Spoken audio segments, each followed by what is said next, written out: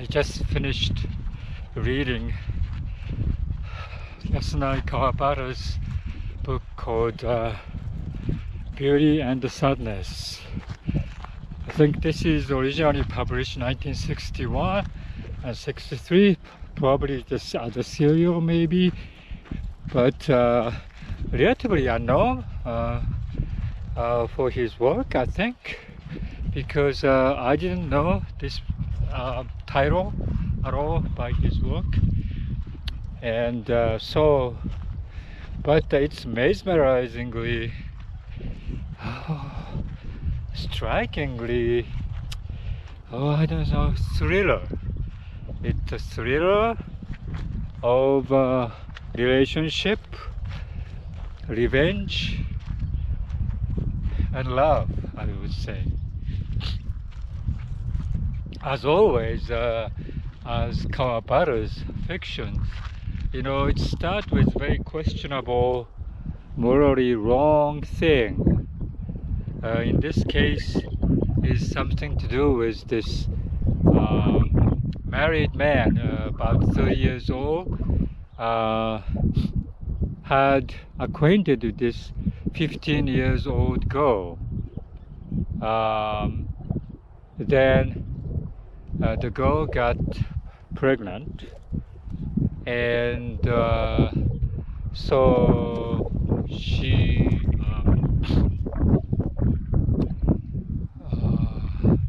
had a birth, and but she was so depressed because she was taken away from this 30 years old married man and to Kyoto. I think they're in I think the Kamakura area near Tokyo.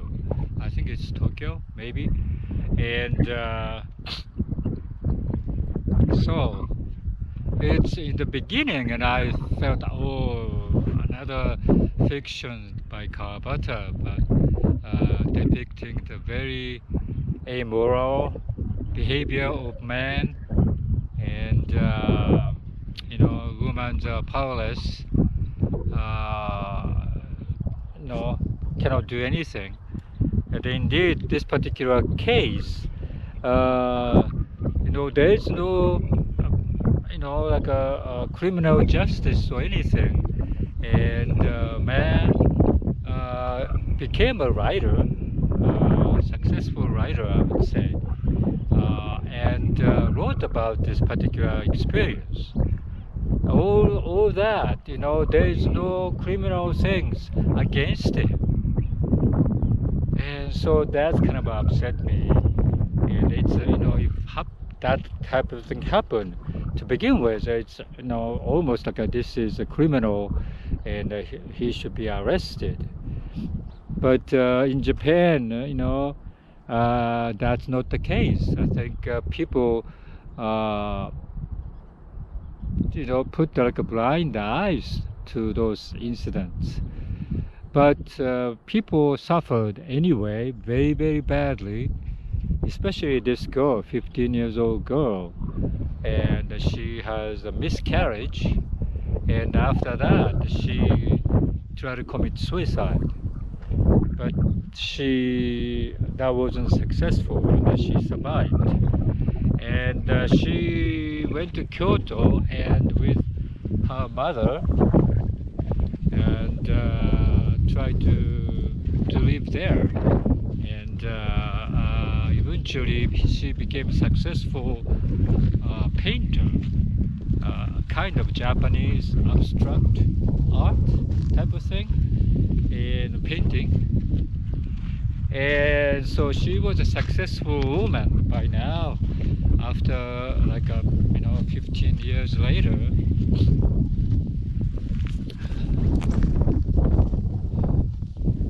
Or maybe 20 years later, she received this letter saying that this man in the past writing to her that I would like to go to Kyoto to hear this end of the year bell ringing. This is like a traditional thing for Japanese people that at the end of the year, December 31st, you go up about 12 o'clock-ish and hear this particular bell ringing. I don't know how many times they ring, but I don't remember. But so he wants to come to Kyoto to listen to the bell, and he wrote to this woman. You know, like 15 years ago, he raped her and he put the misery on this particular young girl. So at that particular point, that's like a beginning sequence there. I was so amazed that the Kawabata writes about this type of very, evil type of behavior of the man toward the woman, toward the child. So how could he write that type of stuff? What the motivation of that? So, but I kept on reading because the writing it was wonderful and very, once you start to read it, you cannot stop it. After so many years, he went to Kyoto and called her. And so the woman was surprised to hear from her, but she had already very traumatic mind against this man. But at the same time, in the book, it described like she still loved him, and that's the part that I don't understand. After all those brutally treated by an older man, and it's a criminal thing, she still feels love toward him. But anyway, they meet in Kyoto, but she was very, very cautious, and she was very, very reluctant to see him. And the man, now is a successful writer, was kind of perplexed because he thought it was like a rekindled relationship or something. Well, he is already married and he had a son, a young son, with the current wife. At that time, when he committed the crime, the baby was born at the time with his wife. And so, wow, that's a tremendously bad behavior of this man, and continuously, making a havoc to this whole relationship. But then, like, maybe about one third of the reading, it turns a little bit different direction. It's about this successful artist living in Kyoto now.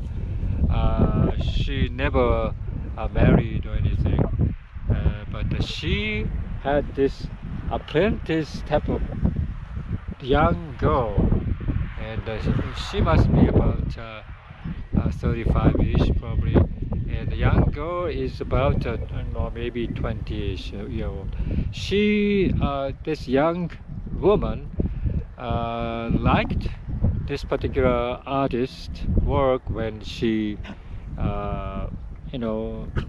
going to the museum or the gallery or something like that. And so she came to visit her and asked her to be apprentice to her artwork, painting. But she is this young woman is very peculiar. She found out what went on with this artist in the past, and so she had this very strong, keen ideas of revenging this man. So on set, she would tell her, wow, you have a very bad incidents in the past. I would revenge this man or this son of this man. So somehow she smartly arranged that meeting with this man and also son, and she kind of tried to seduce them separately. And while she was saying to her that yes, she would do revenge for you, and but the woman artist who is now, don't have much bad feeling after all these years, and so she said no, but that went on, and the rest of it is become a thriller, a very very strong thriller, and I cannot divulge anything about that. And the book is not that long, probably less than 200 pages.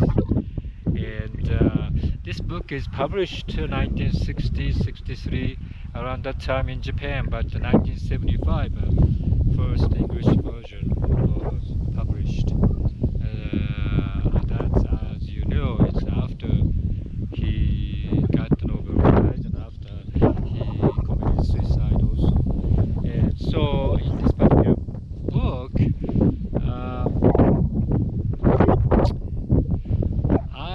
I think I was kind of amazed how skillful of Kawabata's writing, and the way he writes, and he doesn't condemn the man, or he doesn't pity the woman. He just writes a straightforward way to depict their psychology, and the psychology is very convoluted also, and very interesting for readers to find out why that particular relationship still exists, why the woman is not revengeful with this man, and why man is don't have any remorse or guilty feeling about that, because Japanese justice system doesn't prosecute him and didn't prosecute him, so he was alive, and he was lived without being arrested or anything, and he became a successful writer by then. And but you read through, and the last third of the book is very very suspenseful, and wow, I cannot believe that kind of type of book that Kawabata wrote. Sometimes Kawabata write very peaceful things there, and peaceful events, even though the relationship, man and woman relationship, is more or less eventful and very surprising. But this particular one, his event was very horribly surprising, but the after effect is also terribly, eye-openingly, appallingly, I would say, surprising. But for that, I think I think most of the readers get fascinated to read this book. So I think this is one of the books that I people who like Kawabata also, but also who doesn't necessarily like Kawabata's uh, writing topics or anything like that. But this one is a psychological thriller. So I think if you like that type of books, I think you will enjoy it. And that's because his writing is very skillful. I think his writing is beautiful also, but I didn't feel that much on this one. Although they have a lot of beautiful depictions of the customs in Kyoto and arts and all these things there, and I think that's one of the Kawabata's way of writing. He writes this Japanese sentiment of Japanese holiday, Japanese traditions, or Japanese culture, beautifully depicted in here too. And so you you you get surprised this particular suspense coming out from this you know small book. So I didn't know this one existed. So now this is like a fourth book by Kawabata for me, and yeah, Kawabata's each one is very different. In a way, it's similar, but it's the content-wise very different. This one particularly, I would say, and it's always in the background. His story is about this man, you know, having an affair with mistress or having an affair with somebody else, somebody's wife or whatever, and the woman suffering from that but not protesting it that much. So that type of culture still very steep into this novel.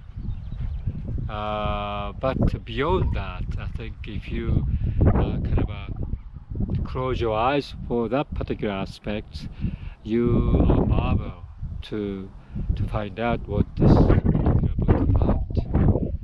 And so, yeah, it's fun to read his stuff like this. Yeah, so now I know he's a smart man there. So yeah, the beauty and the sadness, I 100% recommend if you have a chance to read this book. I think you will find it's haunt you after reading this book. I just finished reading, and I was shocked to find this particular book to end like this, and but it's a thrilling ride to read it.